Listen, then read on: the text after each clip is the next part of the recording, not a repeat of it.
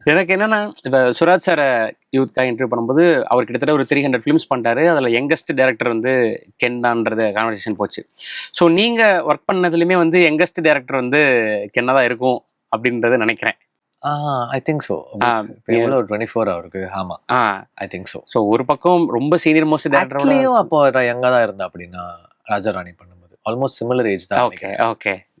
So அந்த நீங்க சொன்ன மாதிரி அந்த ஒரு வேவ் லென்த் தான் இல்லையா? ஒரு சீனியரோட ஒர்க் பண்ணும்போது, இப்போ நீங்க வெற்றி சாரோட ஒர்க் பண்ணும்போது சரி, இல்ல சுதா மேமோட ஒர்க் பண்ணும்போது, இப்போ ரஞ்சித் சாரோட நீங்க தங்கலான் ஒர்க் பண்ணும்போது எனக்கு என்னன்னா, நான் முதல் படத்துல இருந்தே நான் எப்பவுமே நியூ காம்பினேஷன் எனக்கு ரொம்ப பிடிக்கும். ஓகே. நான் பொல்லாதவன் பண்ணும்போது வெற்றி ஃபர்ஸ்ட் டைம். ஆமா. நான் வந்து 3வது படம் பண்ண ஒரு மியூசிக் ஆ. டைரக்டர். ஸோ அந்த மாதிரி எல்லாரும் ஒண்ணா வந்தோம். அந்த மாதிரி புஷ்கர் காயத்ரி படம் அவங்க ஃபர்ஸ்ட் டைம், அட்லி படம் ஃபர்ஸ்ட் டைம், காக்கா மோட்டை மணிகண்டன் அவருக்கு ஃபர்ஸ்ட் படம்.